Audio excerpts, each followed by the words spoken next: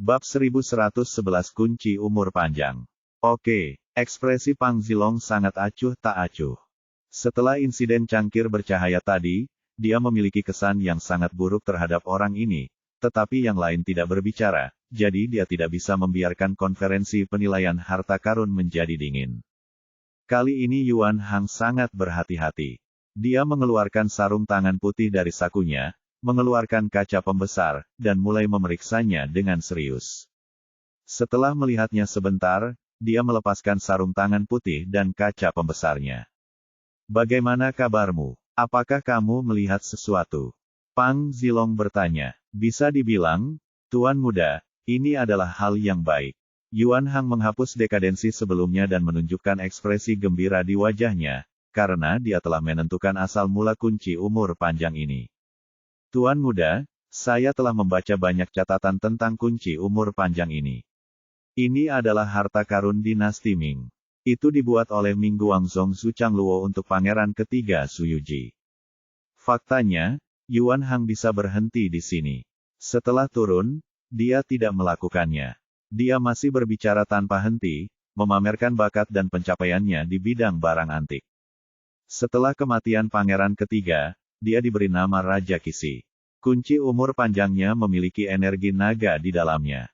Ini pasti sebuah harta karun. Jika kamu memakainya sekarang, kamu pasti akan hidup 100 tahun. Mendengar apa yang dia katakan jelas dan logis, ekspresi Pang Zilong berangsur-angsur menjadi lebih rileks, dan dia jelas setuju dengan hasilnya. Namun, dia tidak mengungkapkan pendapatnya, tetapi menatap Ye Bufan. "Tuan Ye, bagaimana menurut Anda? Apakah dia benar atau salah?" Petik 2. Saat ini, perhatian semua orang tertuju. Saya ingin tahu apakah raja terkenal ini akan membuat pernyataan mengejutkan lagi. Dia benar. Benda ini memang dari dinasti Ming. Itu juga dikirim oleh Zhu Changluo dari sekte Ming Guang membangunnya. Melihat pihak lain setuju dengan sudut pandangnya, Yuan Hang menunjukkan sedikit kebanggaan di wajahnya. Dia akhirnya mendapatkan wajah ini kembali. "Tuan Ye, tidak bisakah Anda mengatakan sesuatu yang baru? Menarik bagi Anda untuk mengulangi apa yang saya katakan sekali. Mau mendengar pendapat berbeda? Baiklah, aku akan memberitahumu sekarang." Petik 2. Ye Bufan tersenyum dingin. Jika orang ini bersikeras mencari masalah, dia tidak bisa menyalahkan dirinya sendiri. Meskipun benda ini adalah benda kerajaan, meskipun dikenal sebagai kunci umur panjang, ia tidak memiliki sedikit pun naga energi. Sebaliknya, itu adalah hal yang sangat berbahaya. Jika Anda memakainya di tubuh Anda akan ditimpa kesialan dan hidup Anda akan berumur pendek. Kamu berbicara omong kosong. Bagaimana ini mungkin? Petik 2. Mendengar poin terakhirnya dipertanyakan, Yuan Hang langsung menjadi cemas. Ming Guangzong Zhu Changluo secara pribadi memerintahkan ini dibuat, dan itu dipakai oleh pangeran ketiga. Bagaimana itu bisa menjadi senjata pembunuh? Anda hanya menyebarkan rumor untuk menimbulkan masalah dan berbicara omong kosong. Petik 2. Orang Sis lainnya juga mengangguk satu demi satu, merasa bahwa perkataan Ye Bufan kali ini benar-benar tidak dapat diandalkan. Bagaimana mungkin sesuatu milik keluarga kerajaan bisa menjadi senjata pembunuh? Kalian pasti tahu kalau di zaman dahulu, kekuasaan kerajaan yang tertinggi, kaisar mana yang tidak dikelilingi oleh tuan? Mustahil bagi Yunji untuk membiarkan senjata pembunuh itu muncul. Ye Bufan berkata dengan dingin, "Memang tidak ada masalah saat benda ini dibangun, tapi apa yang terjadi kemudian? Anda hanya tahu bahwa kunci umur panjang dibuat oleh Zhu Changluo dari sekte Ming Guang untuk pangeran ketiga. Kalau begitu izinkan saya bertanya berapa umur pangeran ketiga meninggal." Petik 2. Ini, Yuan Hang kehilangan kata-kata dan tidak bisa menjawab sama sekali. Meskipun dia belajar banyak tentang penilaian barang antik dari gurunya, pengetahuannya tidak begitu mendalam, dan pemahamannya tentang sejarah Ming dinasti sangat terbatas. Saya akan bertanya lagi, berapa umur Ming Guangzong Zhu Changluo ketika dia meninggal? Yuan Hang tiba-tiba tersipu, kita berbicara tentang kunci umur panjang. Apa hubungannya dengan berapa lama mereka hidup? Petik 2. Idiot, tentu saja penilaian barang antik harus dipadukan dengan sejarah. Tentu saja ada hubungannya. Ye Bu Fan berkata, kunci umur panjang ini memang dipakai oleh pangeran ketiga Zuyuji, tapi dia hanya hidup 7 tahun dan mati muda. Ming Guangzong Zuchangluo, juga dikenal sebagai Kaisar 1 bulan, sombong dan ambisius ketika dia berkuasa. Dia awalnya berencana untuk menguasai dunia, tetapi dia meninggal mendadak dalam 1 bulan. Ayah dan anak seperti itu meninggal secara tiba-tiba satu demi satu, dan kebenciannya melonjak. Selain itu, kuburan setelah kematian mereka dicuri satu demi satu, dan tulang-tulangnya terlihat di hutan belantara. Jika Anda bersikeras bahwa ada energi naga di kunci umur panjang ini, itu juga merupakan naga kebencian, yang 100 kali lebih kuat dari kebencian biasa. Jika seseorang memakai kunci umur panjang ini di tubuhnya, kematian tidak jauh lagi. Petik 2. Setelah dia selesai berbicara, seluruh tempat menjadi sunyi, dan ekspresi Pang Zilong menjadi semakin jelek. Orang ini pernah membuatnya minum dari urinoir sebelumnya, dan sekarang dia memaksanya memakai senjata pembunuh. Apakah dia benar-benar berpikir bahwa dia akan hidup lebih lama? Saya merasakan sorot mata Pang Zilong. Karena marah, Yuan Hang dengan cepat berteriak, ini tidak mungkin. Tuan muda, jangan dengarkan omong kosongnya. Petik 2. Melihat ke belakang, dia berteriak histeris lagi, kamu bilang senjata pembunuh itu adalah senjata pembunuh. Petik 2. Saya tidak perlu membuktikannya. Tuan Pangda pasti lebih tahu dari saya. Ye Bufan terlihat tenang dan berbicara dengan fasih. Saya melihat ada sedikit darah di kunci umur panjang ini. Tuan sebelumnya seharusnya sudah meninggal belum lama ini, paling lama tidak lebih dari 3 hari. Mendengar apa yang dia katakan, mata semua orang kembali tertuju pada Pang Zilong, ingin memverifikasi apakah ini benar atau salah. Yuan Hang bahkan lebih gugup, berharap untuk menyangkal pernyataan Ye Bufan. Sayangnya, kenyataannya kejam, dan sekali lagi biarkan dia kecewa. Kamu benar, pemilik terakhir dari kunci umur panjang ini adalah seorang bos dengan kekayaan bersih lebih dari 100 juta. Karena kegagalan bisnis berturut-turut, dia akhirnya bunuh diri dengan melompat dari gedung. Dia mengambil umur panjang ini, menguncinya saat dia meninggal. Setelah kematiannya, keluarganya melelang barang ini untuk melunasi hutangnya. Saya membelinya karena kelihatannya bagus, tapi saya tidak menyangka itu adalah senjata pembunuh.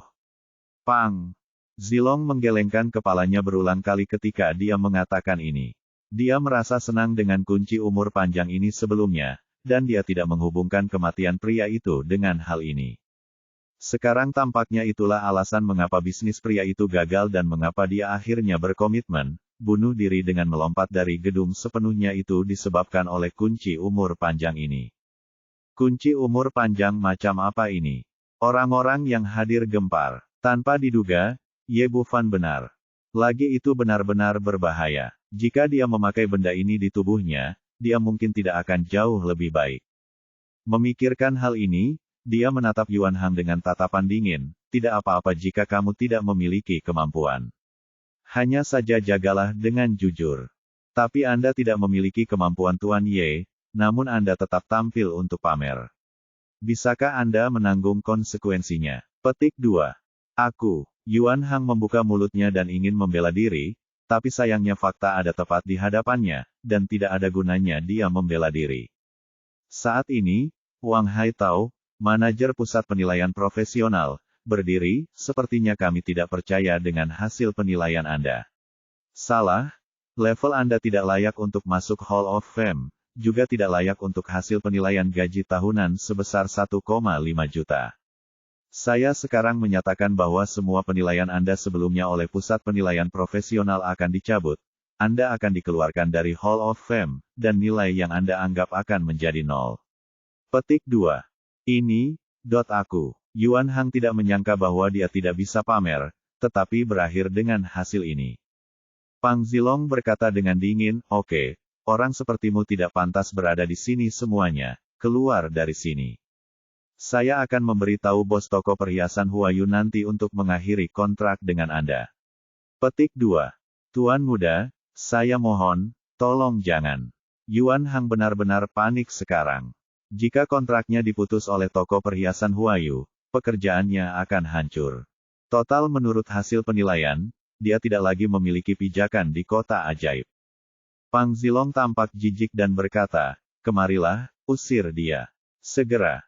Seorang penjaga keamanan dari klub bergegas mendekat, menangkap Yuan Hang dan menyeretnya keluar. Zhu Zi tidak merasa malu untuk tinggal di sini lagi, dan segera berlari keluar aula. Bab 1112 Batu Pengumpul Roh. Ye Bufan melihat sosok mereka yang pergi tanpa ada simpati di matanya. Bagi orang-orang seperti Yuan Hang, meskipun mereka tidak membicarakan persahabatan antar teman sekelas, itu tidak masalah. Tapi dia hanya ingin menginjak orang lain untuk meningkatkan dirinya sendiri, dan dia sendiri yang harus disalahkan atas hasilnya saat ini. Pang Zilong meminta seseorang untuk melepaskan kunci umur panjang tersebut, tetapi dia tidak tahu bagaimana cara mengatasinya. Gui Sanhe berbisik, "Tuan Ye, yang berikutnya adalah yang terakhir." Setiap kali keluarga Pang mengeluarkan pameran ketiga, itu adalah hal yang paling sulit untuk diidentifikasi. Ye Bufan mengangguk, juga ingin melihat apa yang telah dilakukan keluarga Pang. Momentumnya, apa sebenarnya harta ketiga itu? Kali ini, seorang pramusaji datang lagi dengan membawa nampan yang masih dilapisi sehelai sutra merah. Ye Bufan secara tidak sengaja memindainya dengan kesadaran spiritualnya, dan hatinya langsung menimbulkan badai, dengan ekspresi terkejut di wajahnya. Untungnya, penilaian harta karun belum dimulai, jadi tidak ada yang memperhatikan ekspresinya. Dia segera menarik napas dalam-dalam, menenangkan kegembiraannya, dan membiarkan ekspresinya kembali ke alam sehingga orang lain tidak akan melihat kekurangannya. "Lihat semuanya, apa ini?" Pang Zilong melepas sutra merah dan memperlihatkan apa yang ada di nampan. Itu tidak jauh berbeda dengan bola pernikahan. Bola itu tampak halus tetapi tidak berkilau, seolah-olah terbuat dari granit. Ye Bufan melirik lagi dan mengkonfirmasi pikiran batinnya. Ini bukan bola batu biasa, tapi batu pengumpul roh. Dunia ini penuh dengan hal-hal aneh, namun ada batu yang sangat aneh yang memiliki kemampuan menyerap energi spiritual, yang disebut batu pengumpul spiritual.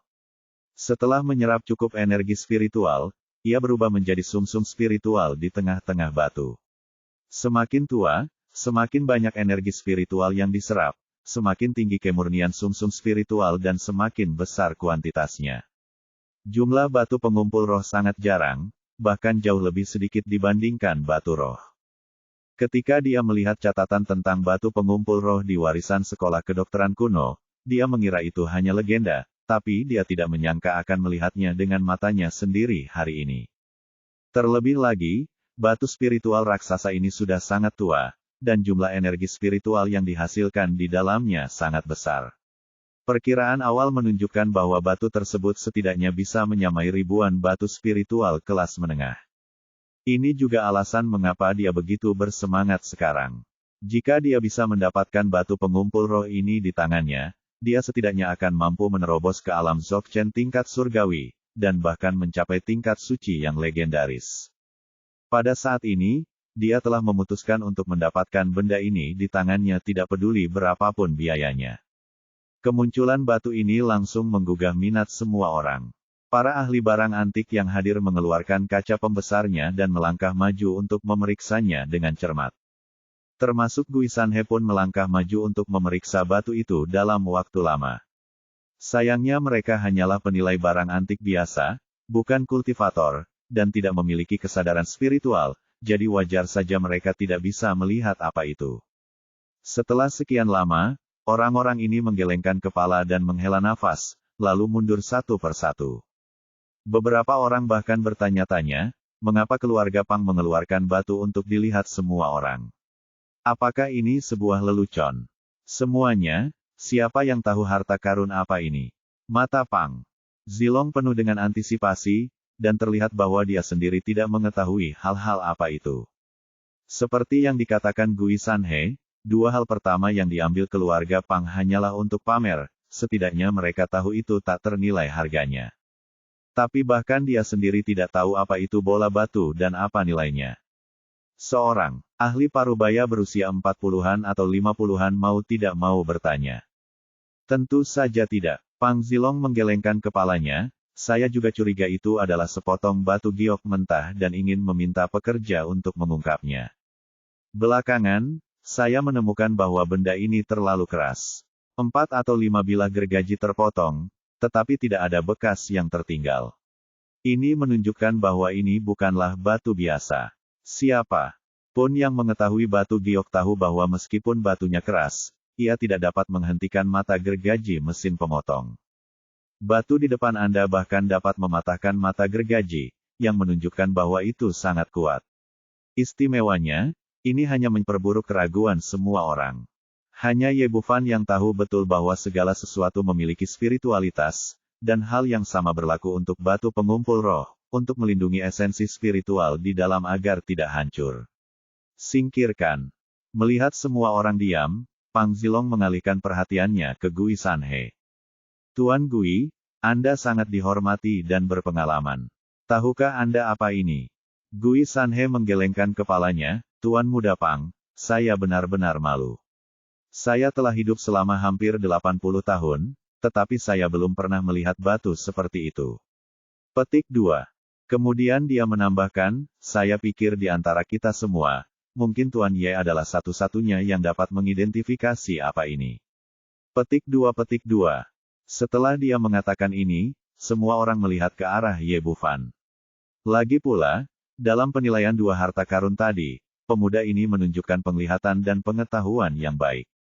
Pang Zilong bertanya langsung, Tuan Ye, bisakah Anda tahu apa ini? Saya juga tidak tahu. Ye Bufan menggelengkan kepalanya. Tentu saja dia tidak tahu apa itu. Pikirannya berputar cepat, memikirkan bagaimana cara mendapatkan harta karun itu di tangannya. Oh, petik 2. Melihat bahwa dia tidak mengenalinya, ada desahan di seluruh aula. Tapi tidak ada yang terkejut. Lagi pula, tidak ada orang yang sempurna. Bagaimanapun, dia adalah seorang pemuda berusia 20-an, dan tidak mungkin untuk mengenali semuanya. Pang Zilong menggelengkan kepalanya, jelas dia juga sedikit kecewa. Tapi dia tidak terlalu peduli, lagi pula, dia hanya mendapatkan batu ini secara kebetulan, dan dia tidak punya banyak harapan kecuali itu menjadi aneh.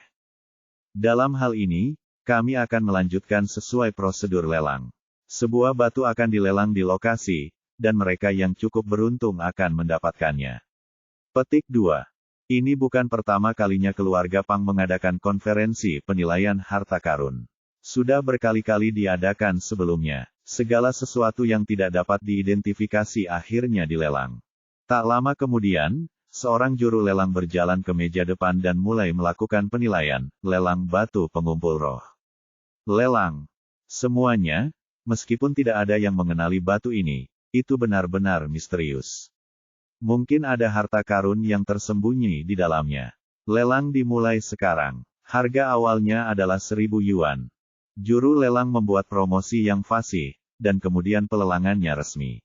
Sayang sekali ini hanyalah batu yang tidak diketahui, bukan batu giok atau harta karun yang langka. Setelah hening sejenak, semua orang yang hadir jelas tidak tertarik membayarmu 2.000 yuan. Petik 2. Untuk hal yang begitu berharga, dia rela membayar 200 miliar yuan, apalagi 2.000 yuan. Yang lain tidak mengetahui hal ini, apalagi nilai dari batu pengumpul roh. Mereka semua menggelengkan kepala, merasakan bahwa pemuda ini benar-benar disengaja, meskipun 2.000 yuan tidak seberapa, tetap saja tidak layak untuk membeli batu. Pang Zilong meliriknya dengan tatapan membara, Tuan Ye, karena Anda tidak tahu apa ini, mengapa Anda membelinya? Kembali, Ye. Bufan sudah memikirkan kata-katanya, saya sangat penasaran, dan hanya karena saya tidak mengetahuinya, saya ingin mengambilnya kembali dan mempelajarinya dengan cermat. Bukankah juru lelang mengatakan mungkin ada harta karun yang tersembunyi di dalamnya? Mendengar apa yang dia katakan, ada ledakan tawa di sekelilingnya. Terkadang psikologi orang sangat aneh. Jika Anda memperjelasnya, orang lain tidak akan meragukannya. Pang Zilong tidak mengatakan apa-apa lagi, dan pelelangan dilanjutkan. Kecuali untuk kamu tidak lain adalah Bufan yang menawar, dan akhirnya batu pengumpul roh yang tak ternilai harganya ini jatuh ke tangannya seharga 2.000 yuan. Bab 1113 Kultus Yin Yang.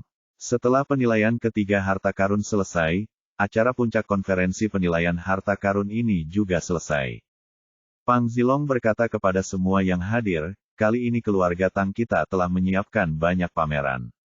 Mari kita nikmati perlahan-lahan. Setelah melihat, Anda dapat pergi ke ruang resepsi nomor 1 di depan untuk resepsi. Konferensi seperti ini, di satu sisi, untuk menunjukkan kekuatan keluarga Pang, dan di sisi lain untuk menjalin koneksi, diadakan koktail party besar-besaran setelahnya. Mohon luangkan waktu Anda dan nikmatilah, saya permisi sekarang.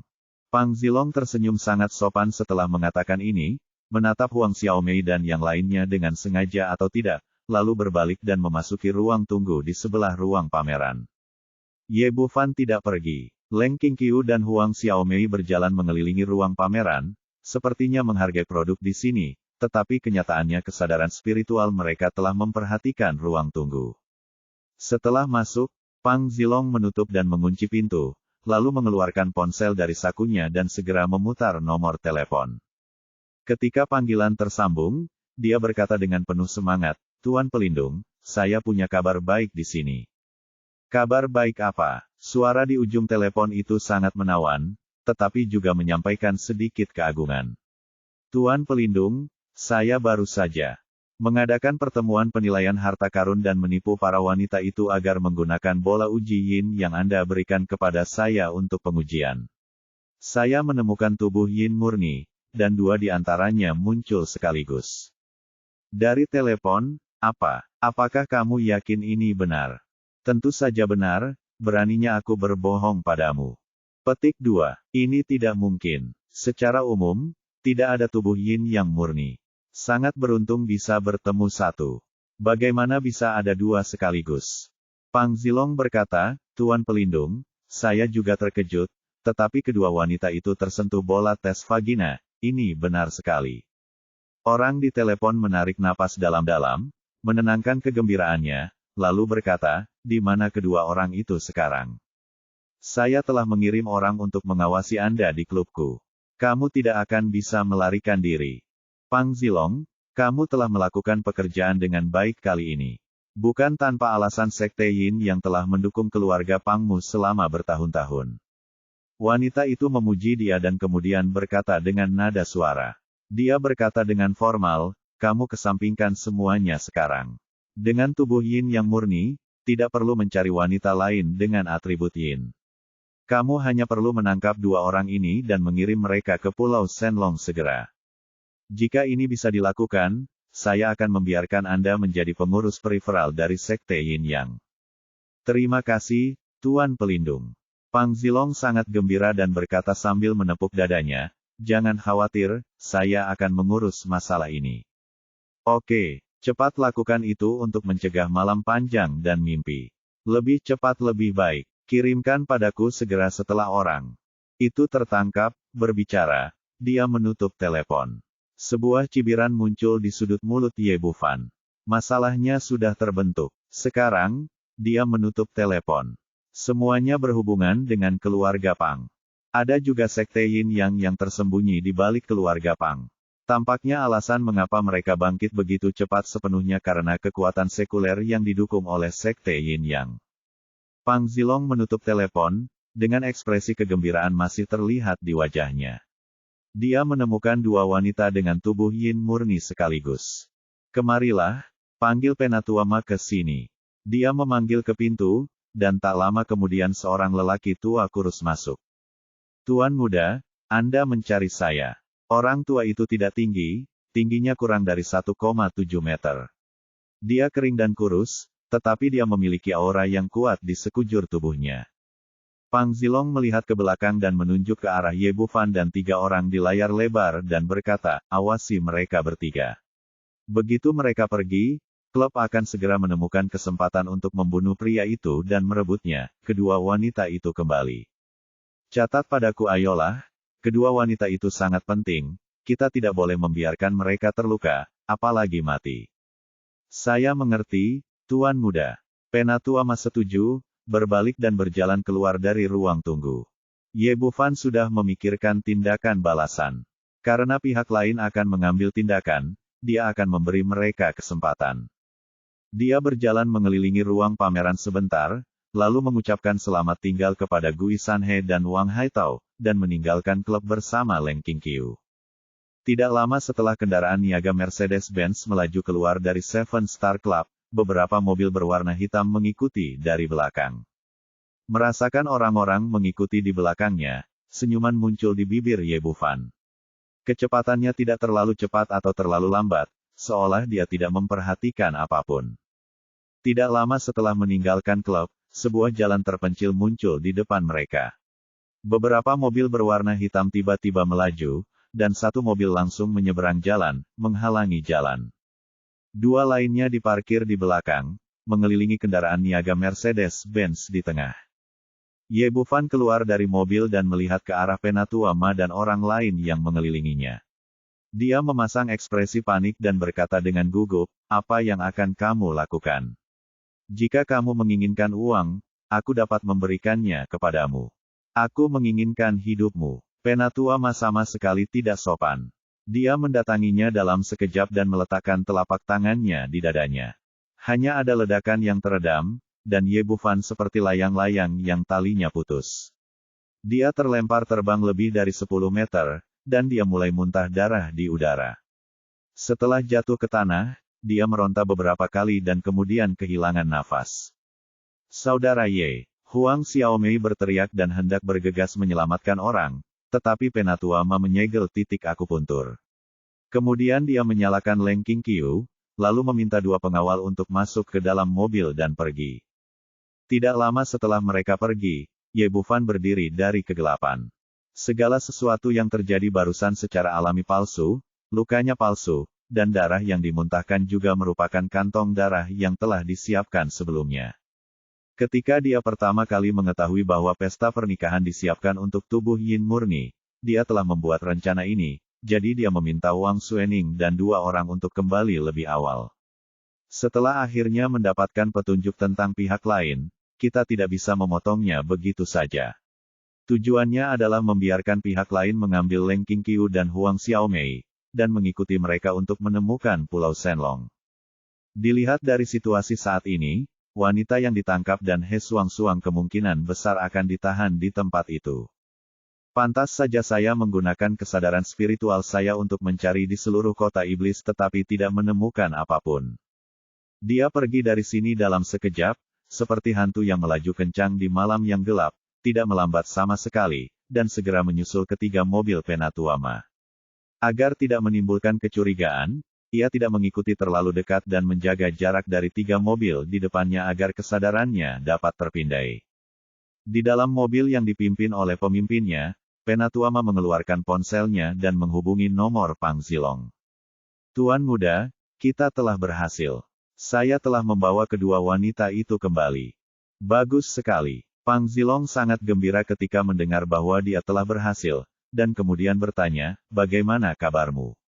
Apakah kamu tidak terluka?" "Tapi ada seseorang di atas. Instruksi khusus tidak boleh menyakiti kedua wanita ini." "Tidak ada yang terluka." Pang Zilong bertanya, "Di mana anak laki-laki bernama Ye itu?" "Aku menamparnya sampai mati." "Bagus sekali. Kamu bisa membawa mereka ke Pulau Shenlong sekarang. Ingatlah untuk tidak membawa orang lain bersamamu sendirian." "Sudah cukup." "Baiklah." Penatua Ma menutup telepon dan mengarahkan mobilnya ke dermaga. Di klub Bintang 7, Pang Zilong tertawa terbahak-bahak setelah menutup telepon. Dia telah memberikan kontribusi yang besar kali ini, dan dia pasti akan diberi imbalan ketika dia mencapainya. Setelah cukup tertawa, dia bergumam, "Anak laki-laki bernama Ye itu berbakat. Sayang sekali dia meninggal. Tapi kamu tidak bisa menyalahkan orang lain. Siapa yang membiarkan dia bersama dua wanita Yin murni? Terkadang keberuntungan cinta begitu baik itu juga akan terjadi menjadi bencana bunga persik." Bab 1114 Pulau Shenlong. Penatua Ma dan yang lainnya datang ke dermaga, tempat speedboat telah siap. Dia membawa Leng Qingqiu dan dua orangnya ke dalam perahu, meminta anak buahnya untuk kembali ke arah mereka datang, lalu menyalakan speedboat dan melaju menuju laut, tetapi dia tidak tahu bahwa ada orang tambahan di bawah perahu saat ini. Ye Bufan memasuki air selangkah di depan mereka, berenang dengan tenang di bawah perahu, dan menggunakan teknik hisap untuk menempel di dasar speedboat seperti plester. Sedangkan untuk pernafasan tidak perlu dipertimbangkan sama sekali. Dengan tingkat kultivasinya saat ini, meskipun ia tidak bernafas selama 3 hari 3 malam, tidak akan ada masalah. Penatuama mengemudikan perahu dan berlari kencang di laut. Setelah sekitar setengah jam, dia tiba di sebuah pulau kecil, yang sebelumnya mereka sebut Pulau Shenlong. Saat ini, beberapa api unggun besar dinyalakan di pulau itu, menerangi area sekitarnya dan membuatnya terlihat sangat mempesona. Saat speedboat tiba, sudah ada belasan orang dari Sekte Yin yang menunggu di sini. Penatuama berasal dari Sekte Yin Yang dan sangat akrab dengan keluarga Pang. Dia memimpin 2 orang turun dari perahu dan berjalan ke depan. Di tengah pulau, ada lebih dari selusin orang berdiri di sini, dipimpin oleh seorang pria dan seorang wanita. Pria itu tinggi, mengenakan jubah hitam, dan tampaknya berusia 40-an atau 50-an. Dia adalah Kuyang, penjaga kiri dari Sekte Yin Yang. Di sebelahnya adalah seorang wanita muda berusia 30-an atau 40-an, mengenakan jubah merah cerah. Dia terlihat sangat centil, dengan wajah menawan. Dia adalah Pan Cai Feng, wali kanan keluarga Yin Yang. Saya telah melihat 2 pelindung ini. Penatuama mendatangi mereka dan membungkuk. Apakah kamu membawa seseorang ke sini? Kuyang bertanya dengan dingin. Bawa ke sini, ke sini. Penatuama berbalik dan menunjuk ke arah Leng Qingqiu. Bagaimanapun, Huang Xiaomei adalah orang biasa. Dia merasa gugup saat melihat pemandangan di depannya. Oh, mereka benar-benar 2 wanita cantik. Pan Cai Feng memutar sosok seksinya dan mendatangi mereka berdua, melihatnya, dan akhirnya menatap Leng Qingqiu. Saudara Yang, tebakanmu benar. Memang ada yang salah dengan kedua gadis kecil ini. Yang satu adalah tubuh Yin murni asli, dan yang lainnya palsu. Bukan saja dia bukan tubuh Yin murni, tetapi tubuhnya sudah rusak. Aku akan melakukannya. Terus terang, hanya ada 1 tubuh Yin murni, bagaimana bisa 2 di antaranya muncul sekaligus? Kata Kuyang, matanya mengamati tubuh Leng Qingqiu dengan penuh nafsu. Pan Cai Feng berkata dengan genit, tapi itu tidak masalah. 1 sudah cukup untuk kita. Kita tidak membutuhkan begitu banyak. Benar, lebih banyak yang sia-sia. Kuyang berkata sambil tersenyum, gadis kecil ini sangat tampan. Sepertinya saya diberkati malam ini. Setelah mengatakan itu, dia berjalan mendekat dan berkata, katakan padaku, apa tujuan datang kepadaku dengan berpura-pura menjadi tubuh Yin murni? Sekarang Leng Qingqiu tidak lagi menyembunyikannya dan berkata dengan dingin, katakan padaku, di mana orang-orang yang kamu tangkap? Jika aku menyerahkan mereka, aku bisa mengampuni nyawamu. Itu benar-benar ada tujuannya. Kamu ingin menyelamatkan orang, kan? Kamu harus memilikinya kemampuan. Kuyang berkata sambil tersenyum cabul, saya mengerti. Anda masih sedikit tertinggal, mengapa kita tidak berlatih bersama dan saya akan membantu Anda meningkatkan kultivasi Anda. Setelah mengatakan itu, dia mengulurkan tangan besarnya, dan meraih dada Leng Qingqiu. Kamu sedang mencari kematian. Leng Qingqiu tidak lagi sopan, mengangkat tangannya dan meninju dia. Sebuah tinju dan telapak tangan bertabrakan satu sama lain, dan dengan keras, kedua orang itu mundur 7 atau 8 langkah secara bersamaan. Saya tidak menyangka bahwa gadis kecil itu masih memiliki tingkat kultivasi yang cukup tinggi meskipun usianya masih muda. Kuyang cukup terkejut. Saudara Yang, sepertinya kamu tidak pandai dalam hal itu. Apakah kamu ingin seseorang membantumu? Pan Cai Feng berjalan mendekat dengan pinggul terpelintir dan berdiri berdampingan dengan Kuyang. Keduanya adalah penjaga Sekte Yin Yang. Mereka selalu berpasangan. Mereka tidak hanya praktisi ganda tetapi juga pandai dalam serangkaian teknik serangan gabungan. Jika keduanya bergabung, mereka cukup untuk melawan para master di tingkat surga akhir. Ayo, bantu aku menaklukkan wanita jalang kecil ini. Aku tidak membutuhkanmu saat kita tidur nanti. Sialan, saudara Yang, kamu selalu menyukai yang baru dan tidak menyukai yang lama. Pan Cai Feng bertindak genit, dan tiba-tiba menjentikkan lengan bajunya, dan tiba-tiba dia memiliki lebih banyak cambuk di tangannya. Sebuah cambuk panjang yang panjangnya lebih dari 2 meter, seperti ular spiritual yang keluar dari lubangnya, berguling ke arah kaki Leng Qingqiu. Di saat yang sama, Kuyang juga bergerak. Dia terbang di udara dan menamparkan wajah Leng Qingqiu dengan telapak tangannya. Keduanya bergerak ke atas dan ke bawah, yang satu keras dan yang lainnya lembut, koordinasinya sempurna. Leng Qingqiu awalnya tidak bersenjata dan efektivitas tempurnya telah menurun. Pada saat ini, dia langsung berada dalam posisi yang tidak menguntungkan ketika menghadapi serangan kedua pria tersebut. Menghadapi cambuk panjang Pan Cai Feng, dia dengan ringan mengetukkan jari kakinya ke tanah dan melompat ke udara, tetapi kali ini tinjuku yang juga mengenai dia. Dengan tergesa-gesa, dia menyambutnya dengan telapak tangan dan memukulnya lagi dengan keras. Meskipun kedua orang tersebut memiliki tingkat kultivasi yang sama, Leng Qingqiu tidak dapat menggunakan kekuatan penuhnya dengan tergesa-gesa dan terlempar ke belakang oleh pukulan Kuyang. Kidan darah melonjak di dadanya, dan seteguk darah hampir muncrat. Namun masalahnya tidak berakhir. Kedua penjaga Sekte Yin dan Yang bekerja sama secara diam-diam. Sebelum kaki Kuyang mendarat, telapak tangan Pan Cai Feng menamparkan telapak kakinya. Kuyang tiba-tiba bergegas menuju Leng Qingqiu dengan sangat cepat, seperti peluru yang dikeluarkan dari larasnya, dan mengulurkan tangan untuk menunjuk ke dadanya. Pada saat ini, Leng Qingqiu berada di udara, darahnya mendidih karena syok, dan dia belum bisa bernapas kembali. Kecepatan lawannya sangat cepat, dan dia tidak punya waktu untuk merespon. Dia akan terkena lubang besar di dadanya. Kamu berani menyentuh wanitaku, kamu mencari kematian. Dengan teriakan marah, sebuah tinju besar muncul di depan Leng Qingqiu, dan bertabrakan dengan jari runcing. Bang! Setelah suara teredam, tubuhku yang tiba-tiba terbang mundur, beberapa menit lebih cepat daripada saat dia masuk. Orang yang mengambil tindakan secara alami adalah Ye Bufan. Dia mengulurkan tangan dan memeluk Leng Qingqiu, dan gelombang energi murni melewatinya. Apa kabar? Apakah kamu baik-baik saja? Petik 2. Bantuan Bufan, Leng Qingqiu darah yang bergejolak segera menjadi tenang. Pan Cai Feng pun menangkap Kuyang, dan akhirnya berjalan mendekat dengan sosok seksi. Oh, kapan adik laki-laki datang ke sini? Dia cukup tampan. Dia memandang Ye Bufan dengan menggoda, adik, gadis seperti mereka masih terlalu muda dan tidak mengerti gaya sama sekali. Mereka seperti budak, tentang bermain. Saya jamin kamu akan sangat senang karena kamu terbang ke langit.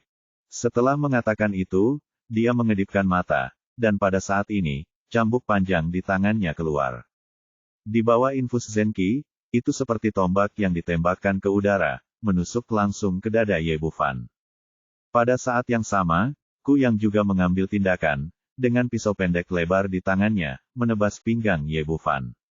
Lanjutkan. Ye Bufan mengeluarkan pedang Leng Qingqiu dari cincin penyimpanan dan melemparkannya, lalu melompat ke udara untuk menghindari pisau Kuyang. Lalu ada kilatan cahaya dari pedang di tangannya, dan gigi naga itu berubah menjadi cahaya pedang yang memenuhi langit dan menghadap cambuk panjang Pan Cai Feng. Puf-puf. Terdengar suara teredam, dan dalam sekejap mata, cambuk panjang Pan Cai Feng dipelintir menjadi beberapa bagian, hanya menyisakan gagang cambuk di tangannya. Leng Qingqiu memegang pedang di tangannya dan bergegas menuju Kuyang. Keduanya bergemerincing satu sama lain selama lebih dari 10 gerakan, dan akhirnya mereka bertarung secara seimbang.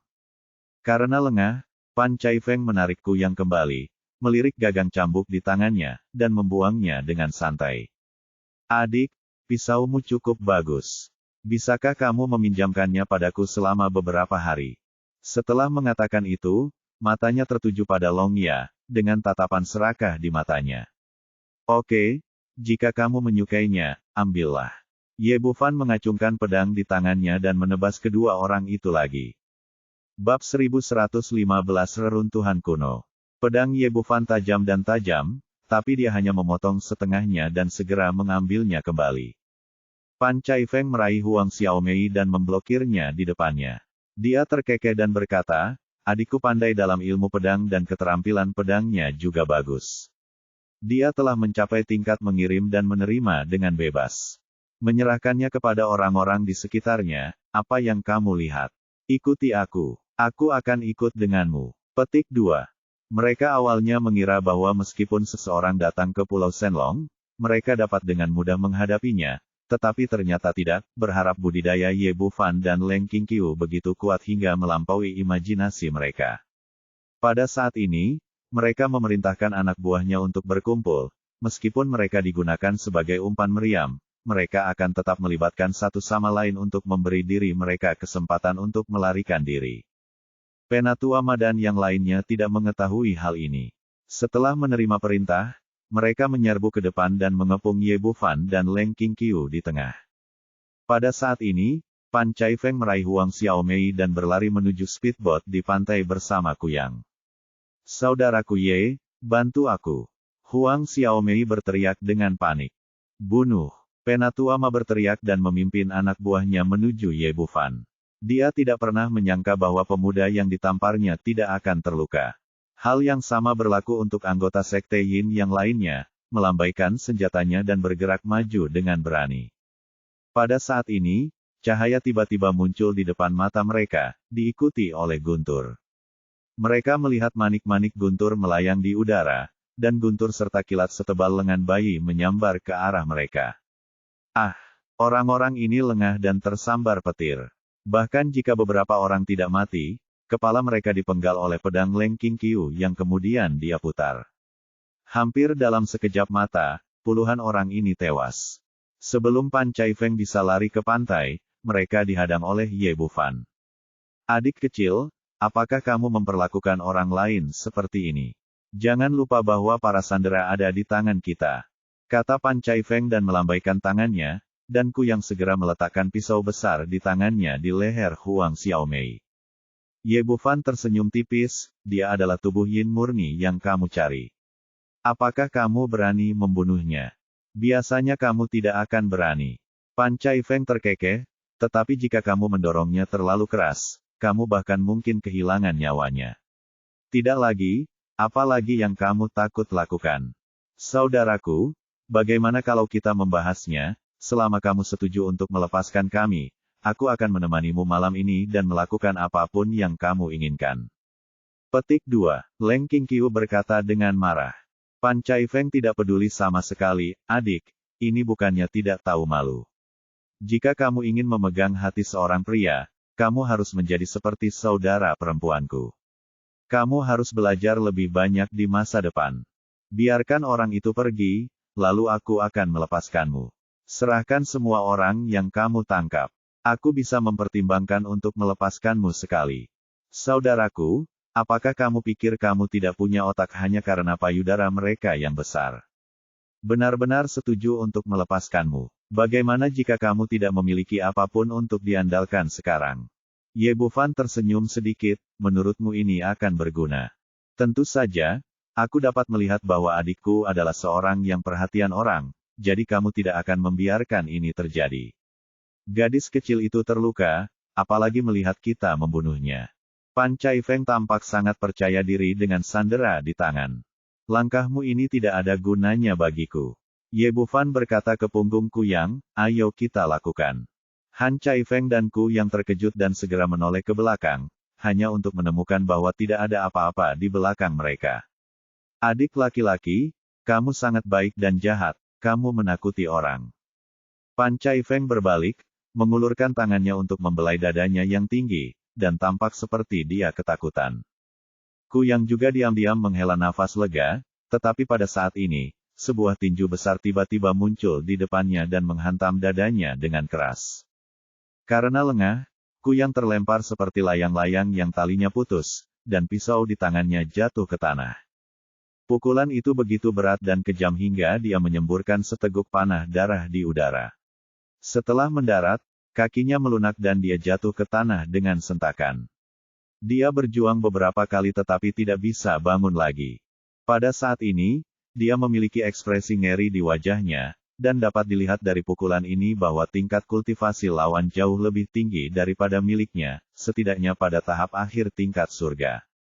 Apa yang dia tidak tahu adalah bahwa di bawah kendali Ye Bufan, Ye Tian sudah berbelas kasihan, jika tidak, pukulan ini akan cukup untuk membunuhnya. Pan Caifeng terkejut. Dia tidak menyangka sebenarnya ada seseorang di sisi lain, dan dia adalah seorang master. Tepat ketika dia tertegun, dadanya mati rasa dan titik akupunkturnya disegel oleh Ye Bufan. Adik, kamu jahat sekali. Kamu menyerang seseorang secara diam-diam. Tolong lepaskan ikatannya secepatnya, kata Pan Chai Feng dengan tatapan aneh di matanya. Keterampilan pesonamu tidak ada gunanya bagiku. Ye Bufan sama sekali tidak bingung dengannya. Dia meraih tas jarum dari sakunya dan memasukkan 7 jarum perak ke kepala Pan Chai Feng dalam sekejap mata.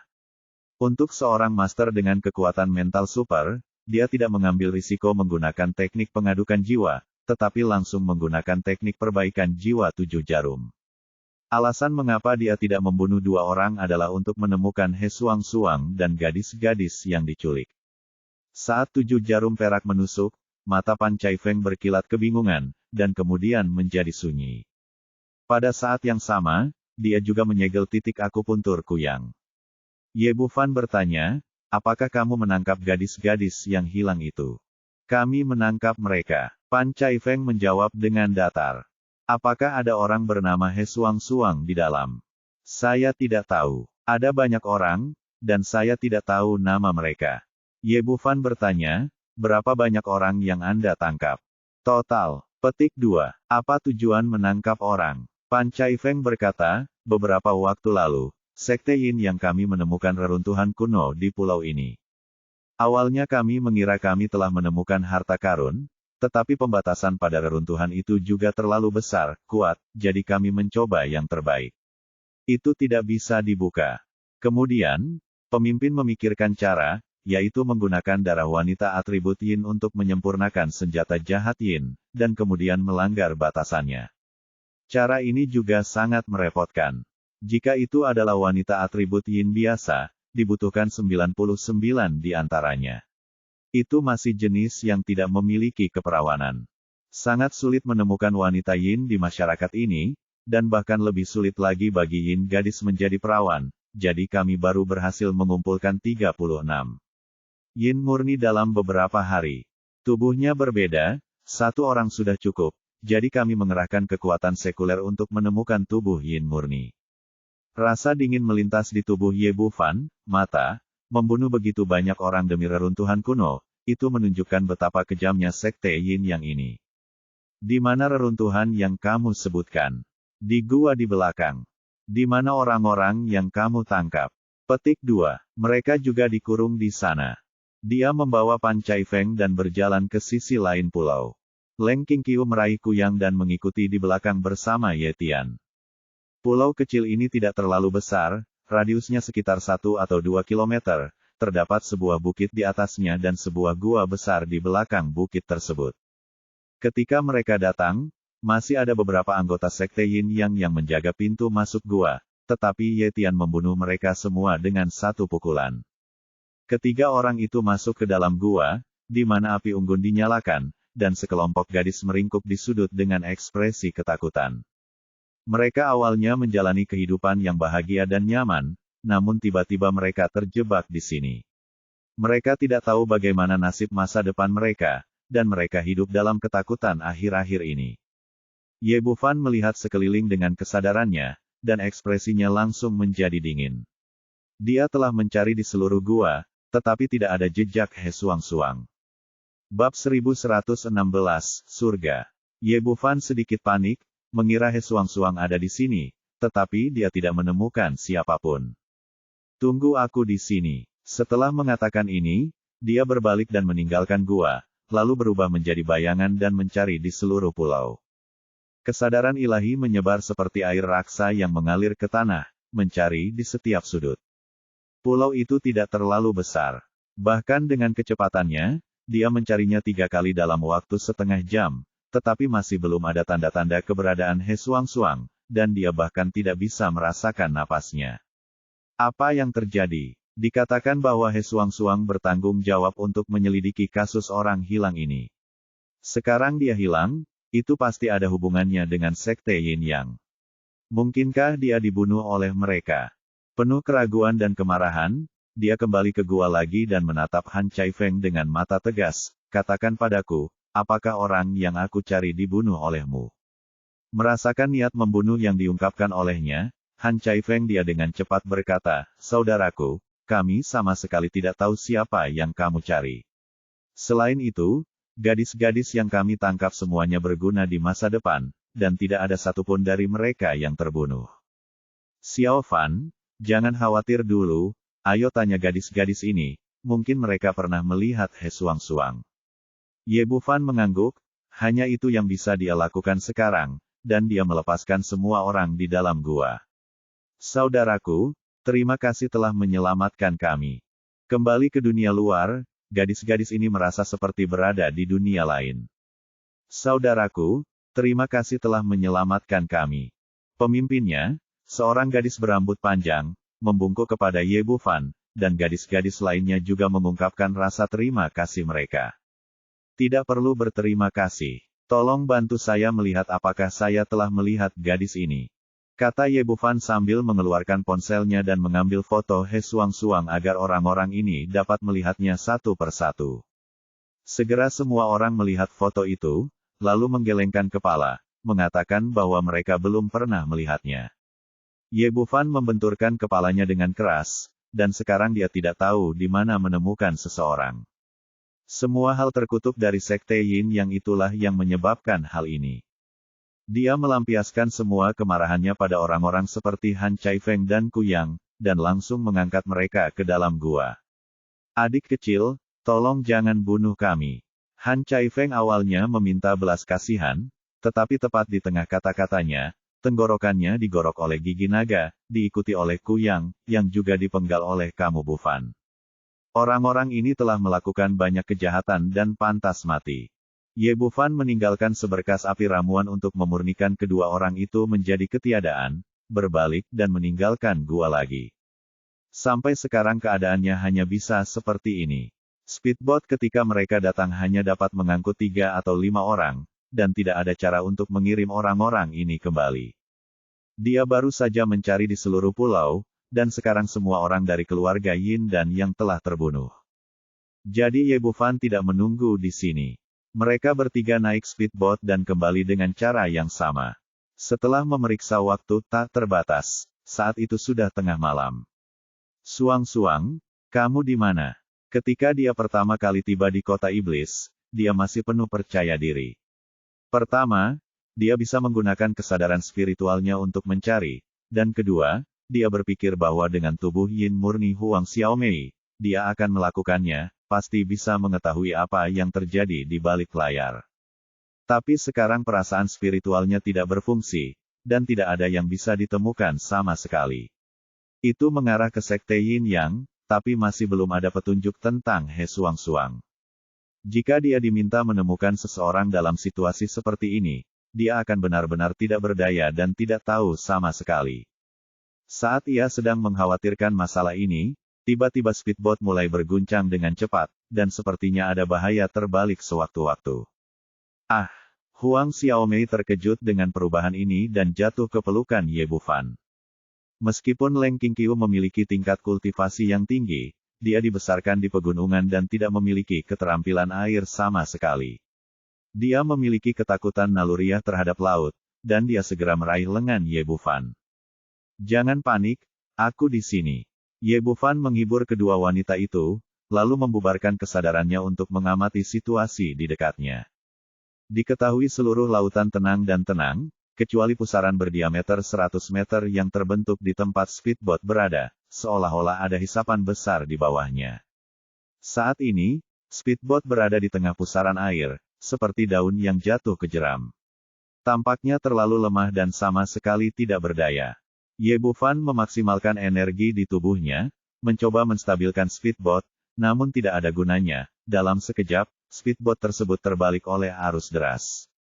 Dia melompat bersama kedua wanita itu, mencoba berjalan di atas ombak dan melarikan diri dari pusaran air ini. Sangat disayangkan bahwa kekuatan alam telah diremehkan. Tidak hanya tidak ada daya apung di pusaran air, tetapi juga ada daya isap yang sangat besar yang menariknya ke bawah. Begitu kakinya menginjak laut, ketiga orang itu tersedot ke dalam pusaran air dan menghilang dalam sekejap. Bagaimanapun, Ye Bufan adalah master tingkat surga. Dia tetap tenang saat menghadapi bahaya, menahan napas, dan Zenki di tubuhnya bersirkulasi dengan gila-gilaan, membentuk perisai Zenki di permukaan tubuhnya untuk melindungi dirinya dan keduanya, cewek-cewek. Ketiga orang itu tersedot ke dalam air laut. Lingkungan sekitar gelap dan mereka tidak dapat melihat apapun. Namun entah kenapa, mereka tidak bisa merasakan daya apung air laut, dan tidak ada tanda-tanda tenggelam. Sebaliknya, mereka merasakan sedikit fluktuasi spasial di sekitar mereka. Ye Bufan ingin membubarkan kesadaran spiritualnya untuk menjelajah, tetapi menemukan bahwa hal itu tidak berpengaruh sama sekali di pusaran ini. Begitu kesadaran spiritualnya meninggalkan tubuhnya, kesadaran itu terkoyak oleh kekuatan yang kuat. Untung saja tidak memakan waktu lama, hanya beberapa helaan nafas. Tiba-tiba mata mereka berbinar, mereka lolos dari kegelapan dan kembali memasuki dunia lain. Di mana ini? Indah sekali. Ketiga orang itu kembali melihat, dan yang mereka lihat adalah hutan bunga persik yang sangat indah. Sejauh mata memandang, semua ada pohon persik untuk kecantikan, dan wanginya yang tajam tak tertahankan. Mau tak mau aku ingin menghirupnya beberapa kali lagi. Apakah ini surga? Benar-benar indah. Gadis-gadis secara alami menyukai hal-hal yang indah.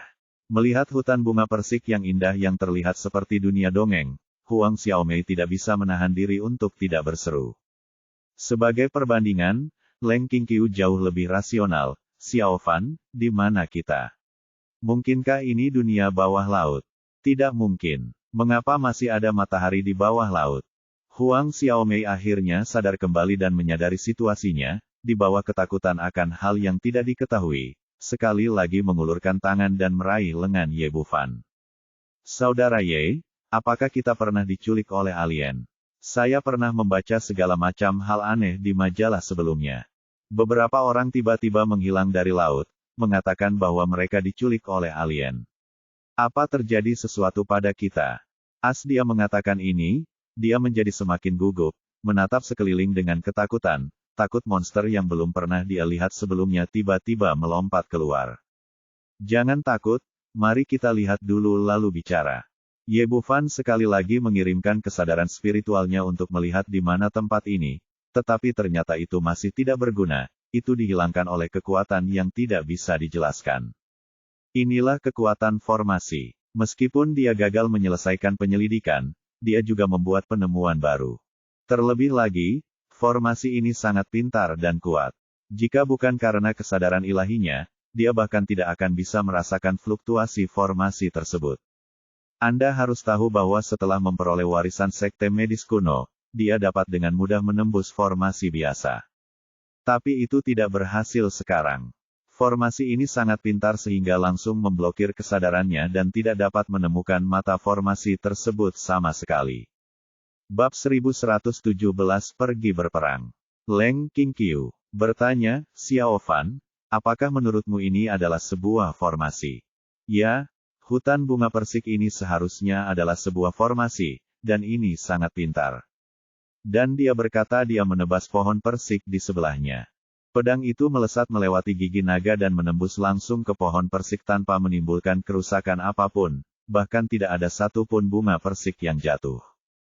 Benar saja, ini adalah ilusi yang diciptakan oleh kekuatan formasi. Semua ini membuktikan bahwa tebakan Ye Bufan benar. Huang Xiaomei berkata dengan gugup, Saudara Ye, apa yang harus kita lakukan? Jangan khawatir, kamu akan menemukan jalannya secara perlahan. Ye Bufan tidak terlalu panik.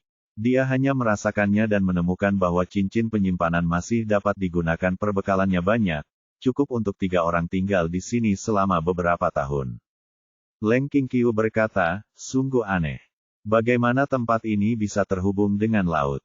Ye Bufan berkata, ketika saya membaca musim semi bunga persik, beberapa orang berspekulasi bahwa penebang kayu telah salah memasuki formasi kuno, dan semua yang dia lihat adalah tersembunyi. Biksu. Saya mencemoohnya dan menganggapnya tidak masuk akal. Sekarang sepertinya saya masih terlalu bodoh. Ada banyak keberadaan di dunia ini yang tidak kita ketahui. Tentukan di mana kita berada. Lokasinya. Petik 2. Apa yang terjadi hari ini terlalu aneh. Dia jelas tersedot ke dalam pusaran air di laut. Tapi dia muncul di sini lagi. Hal ini membuat mereka kini tidak dapat memastikan apakah lokasi dan ruangnya masih di bumi, apakah sudah memasuki formasi kekuatan purba, ataukah berada di ruang lain. Huang Xiaomei dulunya hanyalah orang biasa, dan segala sesuatunya tidak dia ketahui. Sekarang, dia berada dalam keadaan kebingungan total, seperti dalam mimpi. Hal semacam ini tidak bisa diburu-buru. Mari kita pikirkan perlahan. Akan selalu ada jalan, kata Ye Bufan sambil mengambil tali dan mengikatnya di pinggang Leng Qingqiu dan Huang Xiaomei, dan akhirnya mengikat mereka, bersama dengan dirinya sendiri.